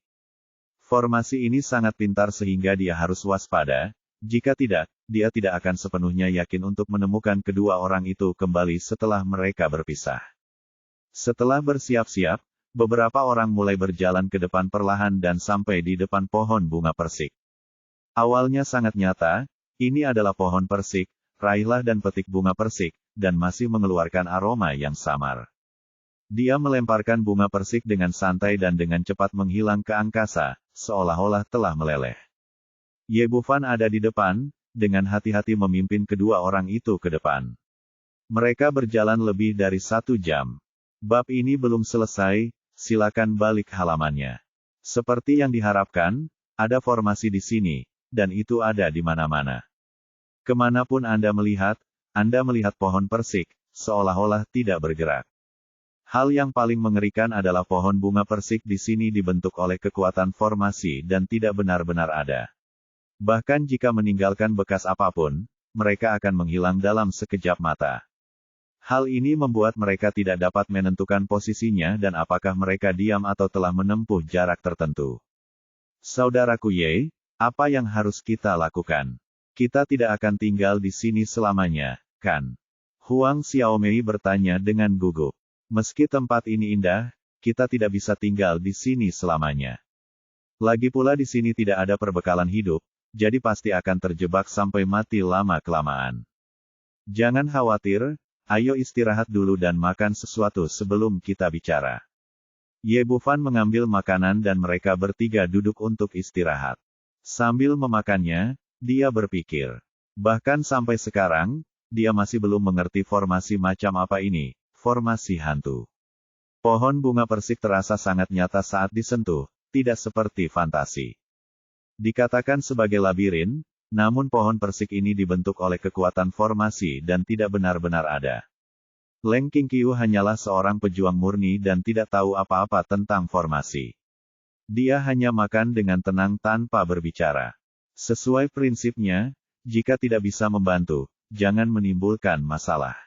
Huang Xiaomei hanyalah orang biasa, jadi dia tidak bisa menghindari rasa gugup. Saudaraku Ye, aku pernah membaca sebuah cerita sebelumnya, mengatakan bahwa jika seseorang tersesat, dia dapat menggunakan hewan kecil untuk keluar. Naluri binatang terkadang jauh lebih kuat daripada mata manusia. Ye Bufan menggelengkan kepalanya, ini adalah benar-benar dunia formasi. Kamu bahkan tidak menemukan seekor nyamuk pun, bagaimana kamu bisa menemukan hewan? Pada titik ini, dia tiba-tiba merasakan sesuatu di dalam hatinya. Dia benar-benar tidak memiliki hewan apapun, tetapi dia memiliki Ye Tian. Sebagai mayat emas, Ye Tian tidak memiliki 6 indera sama sekali, tidak memiliki pikirannya sendiri, dan tidak akan terpengaruh oleh ilusi apapun. Dari sudut pandang ini, dia lebih cocok daripada binatang. Ide ini membuatnya merasa gembira. Ya, Ye Tian bisa mencobanya apakah itu formasi puzzle atau formasi fantasi. Setelah makan, Ye Bufan berpikir dan memanggil Ye Tian keluar dari ring penyimpanan. Meskipun dia pernah bertemu Ye Tian sebelumnya, Huang Xiaomei masih terkejut dan tidak mengerti mengapa orang lain tiba-tiba muncul. Jangan takut, dia adalah temanku. Ye Bufan menggunakan tali untuk menghubungkan ketiga orang itu dengan Ye Tian, dan kemudian mengeluarkan instruksi untuk membuatnya terus maju. Bab ini belum selesai, tolong balikkan halaman. Boneka mayat tidak memiliki pikirannya sendiri, tidak memiliki indera, dan tidak akan terpengaruh oleh ilusi apapun. Jika tuannya memintanya untuk maju, dia akan terus maju tanpa kompromi, tanpa perubahan apapun. Jadi ketiga orang itu mengikuti Ye Tian dan berjalan maju sedikit demi sedikit. Setelah berjalan setengah jam, pemandangan sekitar masih belum berubah sama sekali. Apa yang terjadi? Apakah metode ini tidak berguna? Ye Bufan hendak menyerah, tapi sekarang selain Ye Tian, tidak ada cara lain untuk dipikirkan, jadi dia hanya bisa bertahan lebih lama. Mereka berjalan maju seperti ini selama 10 menit, ketika tiba-tiba pemandangan di depan mereka berubah, hutan bunga persik menghilang, dan sebuah danau muncul di depan mereka. Keluar, kita keluar. Huang Xiaomei segera berteriak kegirangan. Meskipun dia tidak memahami formasinya, dia juga tahu bahwa hutan bunga persik menghilang dan dia dan yang lainnya telah berhasil. Ye Bufan juga merasa senang. Tampaknya metode ini berhasil, dan Ye Tian akhirnya berhasil keluar. Yang membuatnya lebih bahagia adalah energi spiritual di sini sangat kaya, lebih dari 100 kali lebih kaya daripada di bumi. Jika Anda berlatih di sini, kultivasi Anda pasti akan meningkat pesat. Dengan pemikiran di benaknya, dia menyingkirkan Ye Tian lagi. Di lingkungan yang tidak diketahui ini, lebih baik menyembunyikan lebih banyak kartu trufnya. Di mana tempat ini? Indah sekali. Ketiga orang itu mulai melihat-lihat lingkungan sekitar lagi. Saat ini, ada sebuah danau besar di depan mereka. Tepiannya tidak terlihat sekilas. Airnya hijau dan jernih, dan ikan-ikan terlihat berenang di dalamnya dari waktu ke waktu. Ada pulau-pulau kecil satu demi satu di dalam danau, sepertinya jumlahnya ada puluhan. Pulau-pulau tersebut memiliki vegetasi yang lebat dan pemandangan yang indah, sehingga terasa seperti penglai Wonderland. Ye Bufan sedikit mengernyit karena dia menemukan ada yang tidak beres. Tempat ini berbeda dengan pemandangan alam lainnya, semuanya terkesan terlalu biasa. Seluruh danau itu seperti piringan besar, dan tepi danau tampak seperti tumpukan buatan, tanpa ada gelombang atau cacat apapun. Hal yang sama berlaku untuk pulau-pulau kecil di danau. Jarak antar pulau tetap, dan posisinya tampaknya diukur secara akurat. Melihat kembali ke lokasi mereka keluar, hutan bunga persik telah hilang sama sekali, digantikan oleh kegelapan. Dia menyentuhnya kembali, dan kekuatan tak terlihat memantulkan tangannya kembali. Pada saat ini, Huang Xiaomei berteriak dengan penuh semangat, "Saudara Ye, lihat, seseorang akan datang." Bab 1118 Istana Raja Naga. Melihat ke arah jari Huang Xiaomei, saya melihat sebuah perahu kayu kecil mendayung ke arah danau. Perahu kayu kecil itu mendayung semakin dekat, jelas menuju ke arah ketiga orang itu. Ada 3 orang berdiri di atas perahu. Pemimpinnya adalah seorang pemuda berusia 30-an, diikuti oleh seorang pria berjanggut dan seekor monyet kurus. Ketika mereka melihat wajah Ye Bufan dan 3 lainnya, mereka langsung menunjukkan ekspresi serakah di wajah mereka. Pria berjanggut itu tampak bersemangat, "Tuan Chao, kita beruntung kali ini, kita bertemu dengan 3 pendatang baru sekaligus." Monyet kurus itu tampak lebih vulgar, "Bos, kuncinya adalah kedua gadis ini sangat cantik. Dia bukan siapa-siapa, lebih buruk dari istri pemimpin aliansi kita yang baru, dia bahkan bisa menyusul Xiang Fei," kata pria itu sambil menyeka air liur dari sudut mulutnya. Pria berjanggut itu mengerutkan bibirnya, "Apa gunanya menjadi cantik? Bagaimana wanita terkemuka seperti itu bisa jatuh ke tanganmu? Bahkan jika ujiannya gagal, dia akan direnggut oleh orang-orang besar itu. Itu bukan tanggung jawab kita, jangkauannya." Monyet kurus berkata dengan getir, "Bahkan jika kita tidak mendapatkannya, kita bisa memberikannya kepada pemimpin aliansi. Bahkan jika pemimpin aliansi sudah memiliki istri, kita masih bisa memberikannya kepada tuan kedua sekarang." Hall Guru Chao berkata, "Kamu benar, kali ini tuan kedua. Tetapi setelah memperoleh warisan Pulau Tianbao, kita pasti akan memenangkan hati tuan kedua dengan mempersembahkan 2 wanita cantik ini kepadanya ketika dia keluar dari pengasingan, dan kita akan mendapat manfaat darinya saat itu." Angin di danau tenang, dan lingkungan sekitar bahkan lebih tenang. Diam-diam, percakapan tidak bermoral beberapa orang terdengar jelas oleh Ye Bufan dan yang lainnya di tepi pantai. Ekspresi Leng Qingqiu tiba-tiba berubah dingin. Orang-orang ini sebenarnya menganggap diri mereka sebagai barang. Ye Bufan melirik ketiga orang itu. Mereka semua adalah pejuang. Pemimpinnya, Hall Master Chao, telah mencapai kesempurnaan agung dari peringkat bumi, sementara 2 lainnya juga telah mencapai tahap tengah dari peringkat bumi. Meski pakaian yang dikenakan ketiga orang ini agak compang-camping, namun semuanya merupakan pakaian modern. Tampaknya tidak jauh dari masyarakat modern, dan semuanya berbahasa Mandarin secara umum. Ini membuatnya merasa jauh lebih rileks. Dia sangat takut dia akan tersedot ke dunia asing oleh pusaran air itu, dan akan merepotkan jika dia tidak bisa kembali. Saat itu, perahu berhenti di tepi pantai dan 3 orang melompat keluar dari perahu. Hall Master Chow melihat ke arah Ye Bufan dan yang lainnya, tetapi tidak menemukan aura prajurit di dalamnya, dan dia segera merasa lebih percaya diri. Apa yang orang ini tidak ketahui adalah bahwa Huang Xiaomei benar-benar tidak memiliki vitalitas apapun dan hanya orang biasa. Tapi Ye Bufan dan Leng Qingqiu jauh lebih tinggi dari tingkat kultivasinya. Bab ini belum selesai, silakan balik halaman. Jauh melampaui kemampuan pendeteksiannya. 3 pendatang baru, selamat datang di Istana Raja Naga.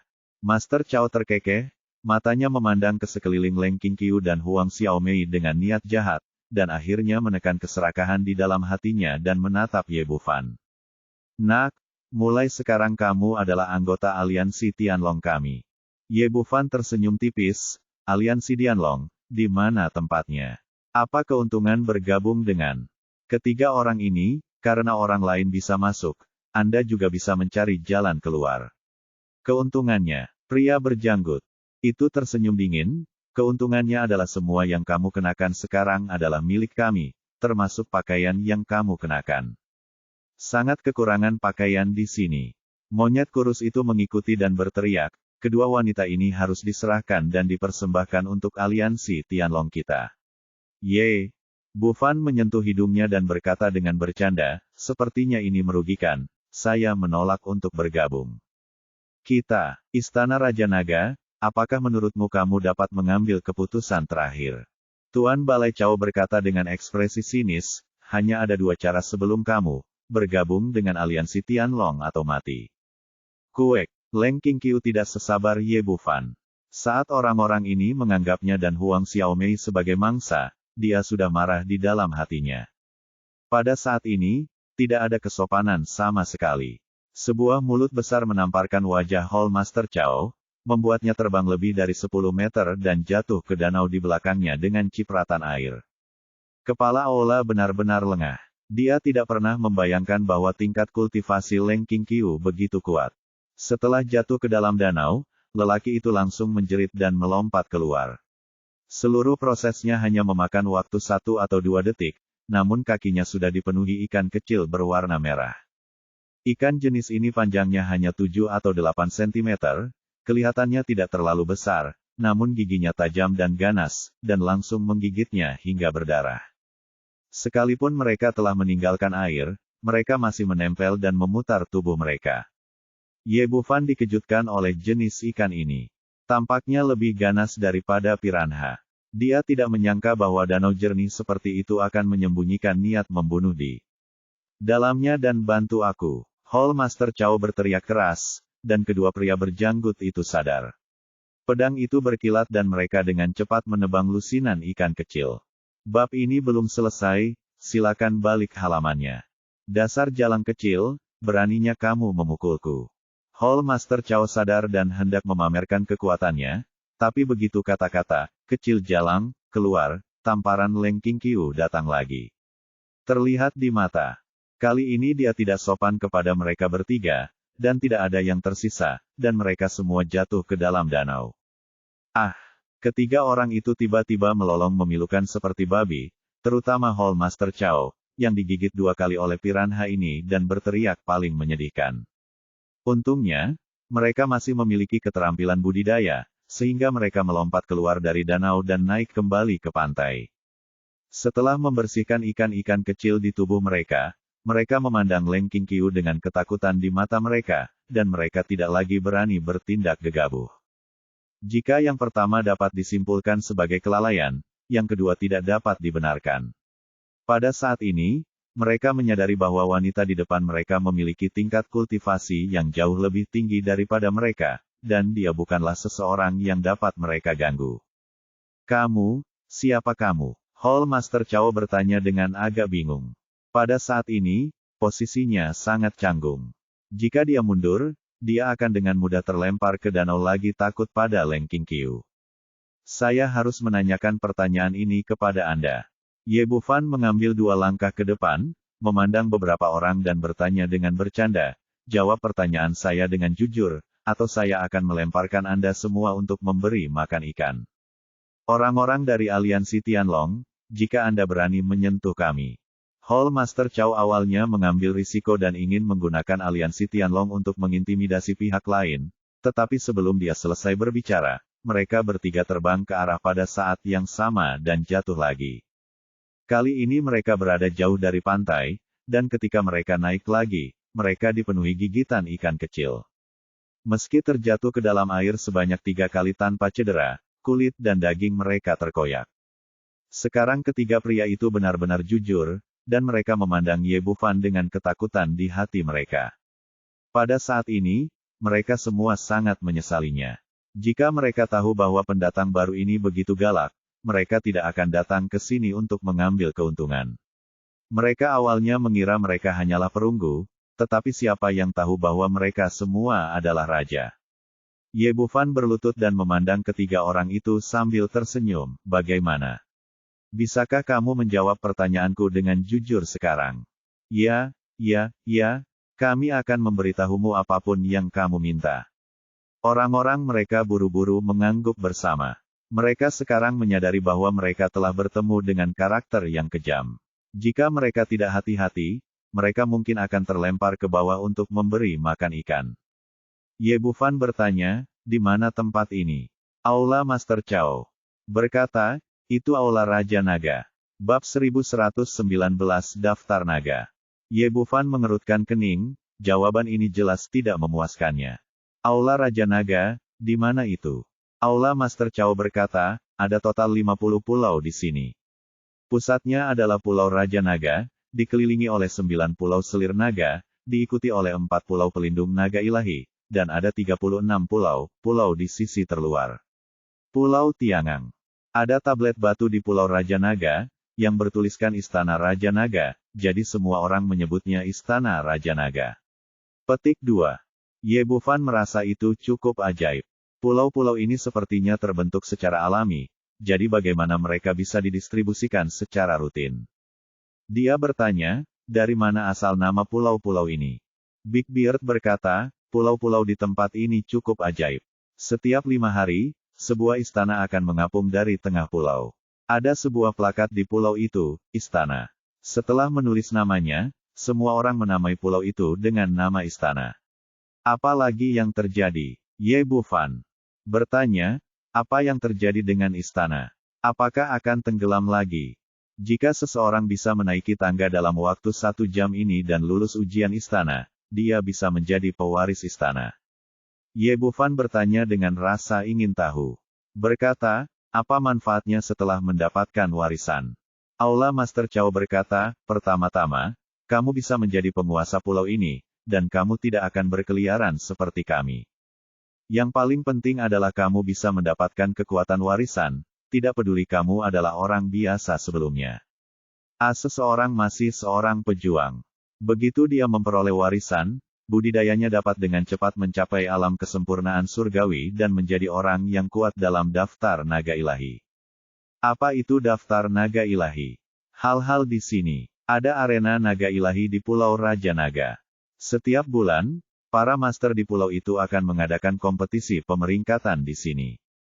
Sebanyak 36 master diberi peringkat, yang disebut peringkat naga ilahi. Peringkat pada peringkat naga ilahi juga mewakili peringkat semua orang. Status seluruh pulau. Oh, Ye Bufan bertanya lagi, berapa banyak orang yang telah memperoleh warisan istana ini sekarang? Hall Master Chow berkata, tidak ada pemilik Pulau Raja Naga sekarang, dan sekarang ada 9 naga. Di antara pulau selir, hanya Pulau Xiang Fei yang diwarisi, dan 8 pulau lainnya semuanya menganggur. Keempat pulau penjaga naga dewa sudah memiliki pewaris, dan 31 dari 36 pulau Tiangang sekarang memilikinya pemilik. Big Beard menambahkan, kemarin adalah hari ketika pulau-pulau besar dibuka. Tuan kedua dari aliansi Tianlong kami, Han Tianhu, menerima warisan Pulau Tianbao dan akan menjadi penguasa pulau ini ketika dia keluar pada tahun 5. Hari. Dia berkata diam-diam, bab ini belum selesai, silakan balik halamannya. Melirik ke arah Ye Bufan, berharap pemuda ini akan takut dan melepaskannya. Sayangnya pihak lain tidak merespon sama sekali, seolah-olah dia tidak mengingatnya sama sekali. Ye Bufan melirik ke beberapa orang. Pakaian olahraga yang dikenakan Skinny Monkey agak compang camping, namun logonya masih ada. Jelas itu adalah merek Adidas dan seharusnya berasal dari dunia yang sama dengan dirinya. Dari mana asal kalian semua? Saya dari ibu kota Kekaisaran Tiongkok. Petik 2. Saya dari klan iblis Tiongkok. Saya dari Tiongkok Timur Laut. Petik 2. Ketiga orang itu mengumumkan asal-usul mereka satu persatu. Demi satu, kami semua orang Tionghoa, jadi bagaimana Anda bisa sampai di sini? Benar, bukan hanya kami bertiga di sini adalah orang Tionghoa, tetapi tampaknya orang lain tidak bisa sampai di sini sama sekali. Untuk menjadi penggila perjalanan, saya bertualang ke Senongjia bersama teman-teman saya. Akibatnya, saya tidak sengaja jatuh dari tebing. Siapa tahu saya akan berada di sini ketika saya membuka mata. Saya mabuk dan berkeliaran di malam hari. Siapa yang tahu aku akan berakhir di sini? Aku tersesat saat berkeliaran, dan aku berakhir di sini setelah sadar. Aku tenggelam saat berenang, dan aku muncul di sini ketika aku bangun. Ketiganya orang-orang datang ke tempat yang berbeda karena alasan yang berbeda. Ketika sampai pada hal ini, mereka semua selalu menunjukkan penyesalan dan penyesalan. Tempat sialan ini sangat menipu. Begitu kamu di sini, kamu tidak bisa pergi. Aku sudah berada di sini selama 3 tahun. Kamu baru berada di sini selama 3 tahun, dan aku sudah berada di sini selama 5 tahun. Petik 2. Saya sudah di sini selama 8 tahun. Dengan siapa saya dapat berbicara? Setelah mendengar kata-kata ketiga orang itu, ekspresi Ye Bufan sedikit berubah. Apa? Apakah tidak ada jalan keluar di sini? Tidak. Hall Master Chow menggelengkan kepalanya tak berdaya. Bukan hanya diriku sendiri yang tidak bisa keluar, dan aku belum pernah mendengar ada orang yang bisa keluar dari sini. Aku masih ingin kembali menemui adikku. Kudengar aku tidak bisa keluar dari sini. Pergilah. Huang Xiaomei tiba-tiba menangis. Meskipun Leng Qingqiu sedikit terkejut, dia tidak bereaksi banyak. Dia hanya ingin bersama Ye Bufan, dan tidak masalah apakah dia keluar atau tidak. Ye Bufan segera menghiburnya, jangan menangis, jangan menangis. Karena kamu bisa masuk, kamu pasti bisa keluar. Mari kita cari jalan perlahan-lahan. Master Chow berkata, ada legenda di sini. Jika kamu ingin keluar dari Istana Raja Naga, satu-satunya jalan keluar adalah di Pulau Raja Naga. Selama seseorang bisa mendapatkan warisan Istana Raja Naga, kita bisa keluar. Bab ini belum selesai, silakan balik halamannya. Petik 2. Ye Bufan bertanya, apakah sulit untuk mendapatkan warisan itu? Hall Master Chow berkata, ini sangat sulit, dan ini sangat berbahaya dibuka, seseorang akan mati saat mencoba. Semakin tinggi levelnya, semakin besar risikonya, terutama di Istana Raja Naga. Legenda mengatakan bahwa tidak ada satupun orang yang telah mencoba mendapatkan warisan Istana Raja Naga selama bertahun-tahun. Seiring berjalannya waktu, tidak ada yang berani mencoba lagi. Meskipun mereka tidak bisa keluar, itu lebih baik daripada kematian. Bukankah ada daftar Shenlong di sini? Tuan Zokchen, tidak bisakah salah satu dari mereka mendapatkan warisan? Big Beard berkata, bukan itu masalahnya.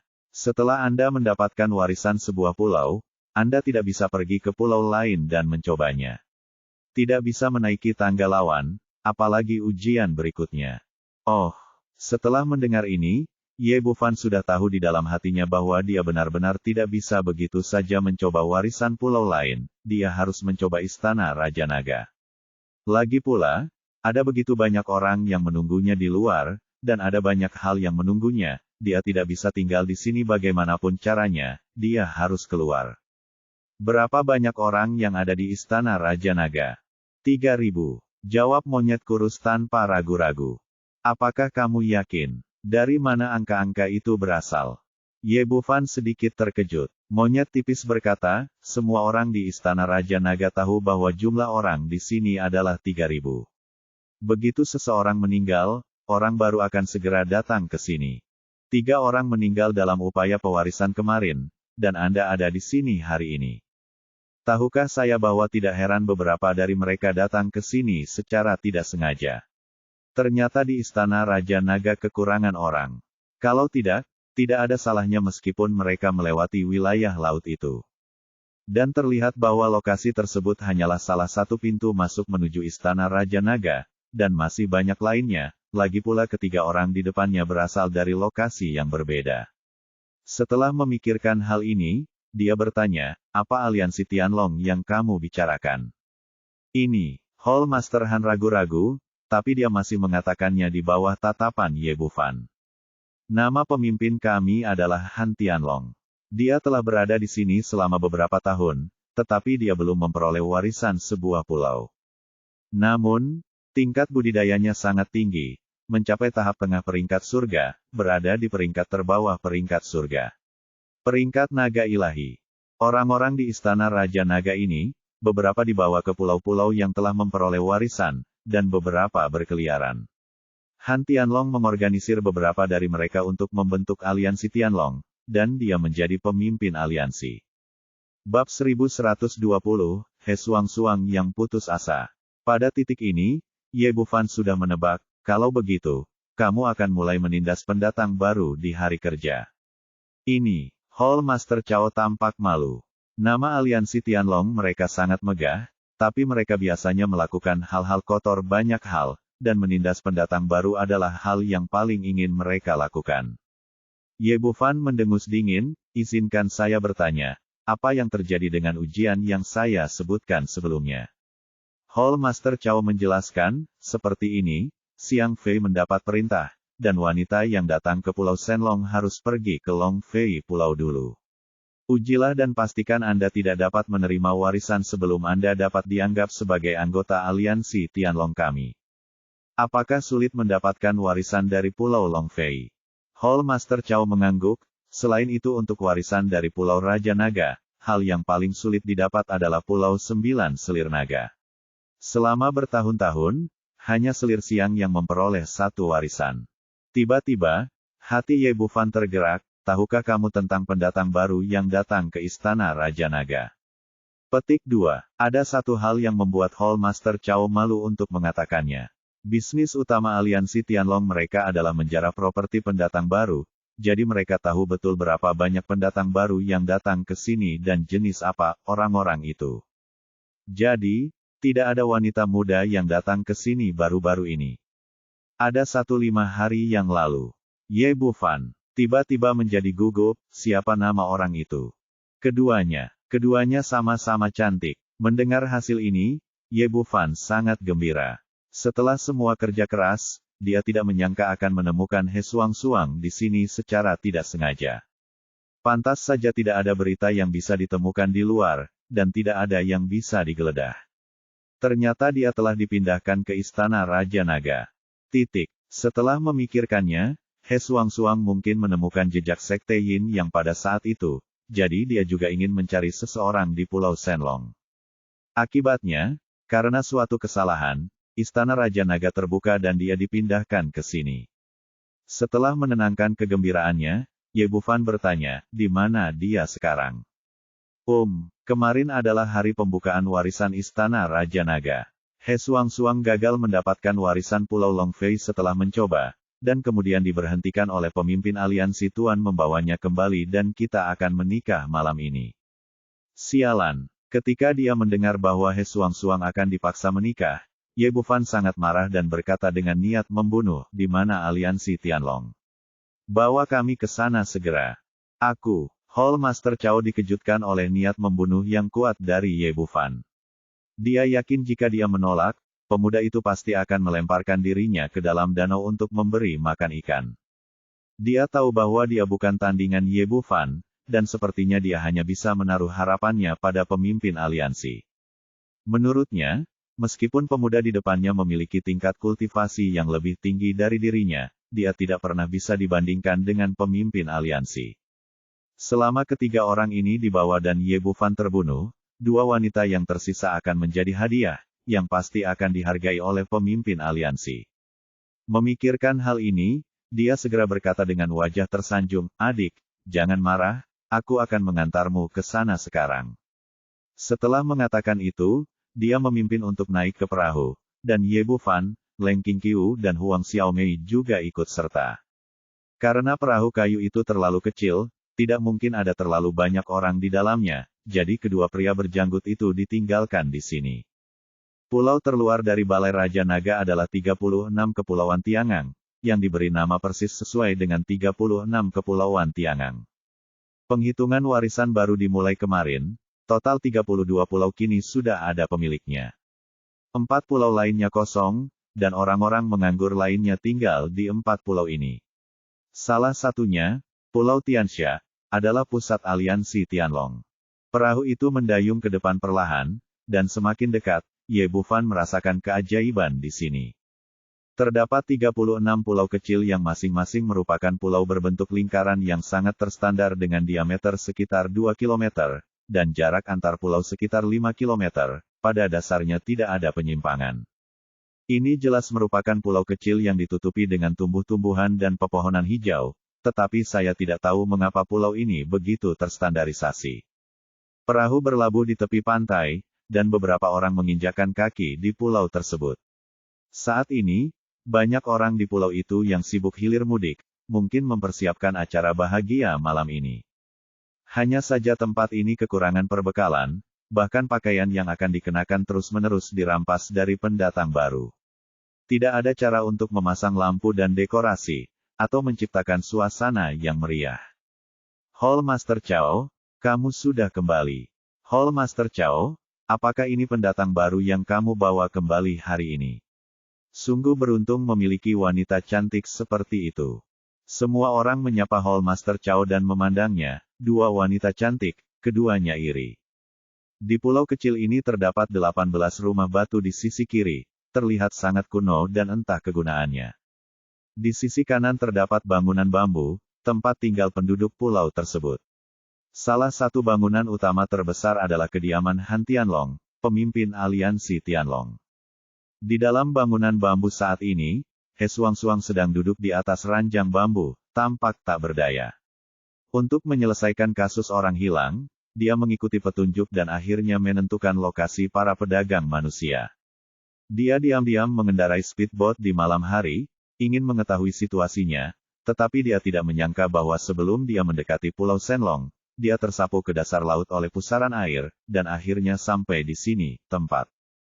Setelah tiba di sini, dia terkejut menemukan bahwa tingkat kultivasi seseorang lebih tinggi darinya, dan kemudian titik akupunturnya disegel dan dibawa ke aliansi Tianlong.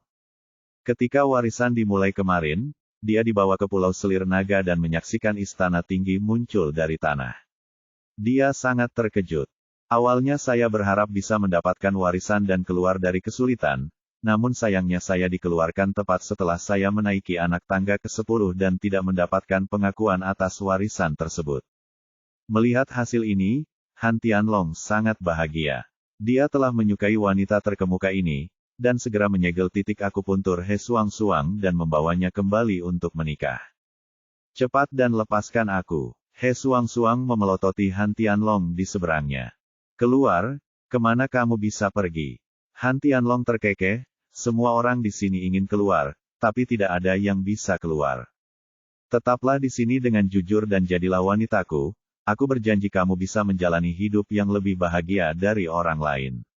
Petik 2. Bahkan jika aku membunuhmu, aku tidak akan menikahimu. Kamu sangat cantik, bagaimana aku bisa rela membunuhmu? Han Tianlong merasa bangga, tertawa keras, sudah kubilang, ini aku akan melakukannya membiarkanmu hidup, kamu akan hidup, dan aku akan membiarkanmu mati, kamu akan mati. Tanpa persetujuanku, kamu tidak bisa mati bahkan jika kamu menginginkannya. Setelah mengatakan ini, dia tiba-tiba bergerak dan datang ke depan He Suang-suang, dia mengulurkan tangan dan menyentuh titik Hegu di rahangnya.